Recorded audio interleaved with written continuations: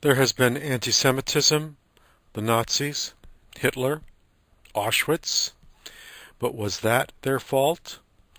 They only see one thing. We have come here and stolen their country. Why should they accept that? Now let's use the same approach that we used with Melanie Phillips. To what degree does David Ben-Gurion capture accurately the Palestinian point of view? If he nailed it, give him a 1. If he got it partially right, rate him a 2.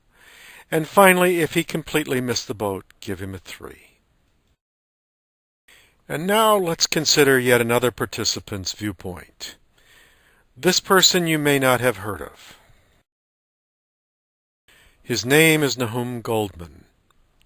He was one of the major players on the Zionist stage and furthered their cause in negotiations with those nations critical to the establishment of a Jewish state. He was also co-founder of the World Jewish Congress. For him, there was an original sin committed.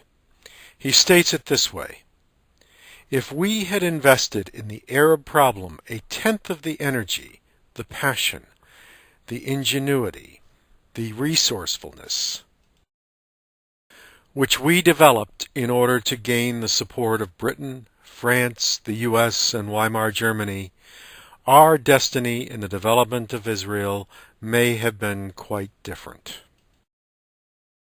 We were not ready for compromises. We did not regard it as a major problem. We did not make sufficient efforts to get, if not the full agreement of the Arabs, at least their acquiescence to a Jewish state, which I think would have been possible. This was the original sin. It can be said that all else flows from this failure. So what's your view of Goldman's perspective? Does he nail it? Give him a 1. Does he have it partially right? Then give him a 2. Otherwise, rate him a 3. So now let's hear from yet another participant in the conflict. Remember this guy? Moshe Dayan, hero of the Six-Day War? Here is what Moshe Dayan has to say on this matter. This is from a famous speech that he made at the grave of a friend who was killed in the Gaza Strip just a few months before the Sinai War of 1956. He said, "Let's not today fling accusations at the murderers.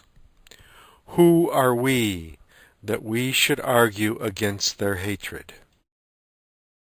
For 8 years now, they sit in their refugee camps in Gaza. And before their very eyes, we turn into our homestead the lands and the villages in which they and their forefathers have lived."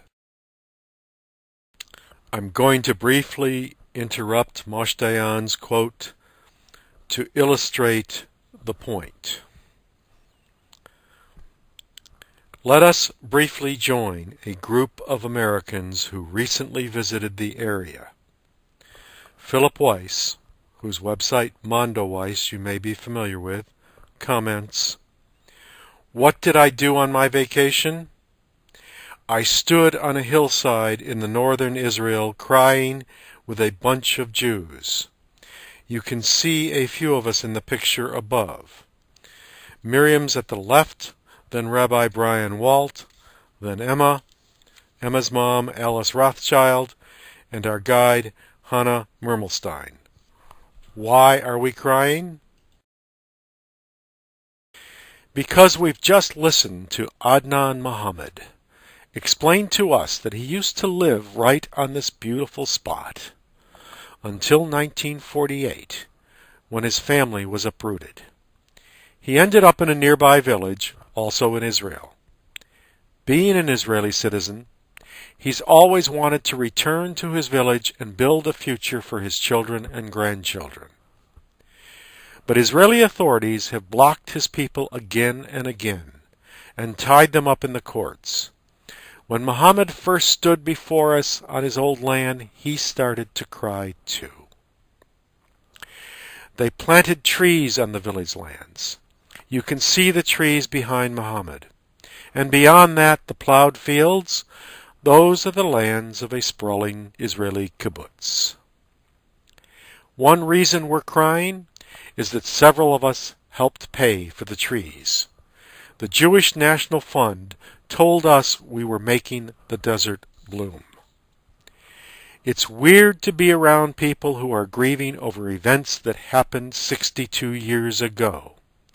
But the grief is understandable if you were lied to about what happened. A lot of American Jews are now going through this process. They're discovering what the founding of Israel involved and what the ongoing life of the Jewish democracy involves for Palestinian citizens like Muhammad and Palestinians under military occupation who have even less freedom. You can say we're not connected to the here and now, and I agree. We're struggling with a Jewish legacy. But there's a beauty in these pictures too. We're liberal American Jews with an incredible sense of freedom. We spent that day on a bus traveling around Israel, seeing other sites like this one. And the whole time we talked and argued about the uses of the Holocaust, the U.S. extermination of the Native Americans, and how that bears on the Palestinian problem, what it means to be a minority culture, and whether it's necessary to have a Jewish state. I don't know how these questions are going to be resolved, but the beauty of these pictures is that liberal American Jews are bringing their experience to this situation at last. Our knowledge of how a modern society protects minority freedom. And maybe, instead of accepting the Israeli Jews' version of why things must be the way they are over there, maybe we can lead them. Dayan concludes, "We are a generation of settlers. Without the steel helmet and the cannon, we cannot plant a tree and build a house." And now some thoughts on all of this from Alan Hart. In private conversations over the years, he writes, Golda and Moshe Dayan were only two of a number of Israel's leaders who told me they had taken it as read, from the moment of the birth of their state, that there could come a time when it would be required by America and the West as a whole to become the sacrificial lamb on the altar of political expediency. In private, Dayan was the most pessimistic of them all. Not too long after the 1967 war, he told me he was convinced that a day would come when the West concluded that Israel was dispensable. And that, he said, was the real reason why Israel had to be, and remain, a superpower in the region. So where would you place Moshe Dayan's perspective? How well does he understand the Palestinian reality? Let's summarize now the various ways we've talked about for defining the root cause of this conflict. The root cause for Melanie is that Arabs want to destroy Israel. For David Ben-Gurion and Moshe Dayan, the root cause is that Israel stole the land. For Nahum Goldman, the root cause is that they did not regard the Arab problem as a matter worthy of serious attention. It was a significant omission, and that justifies referring to it as their original sin.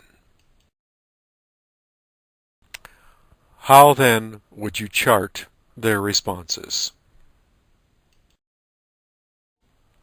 Here's my view.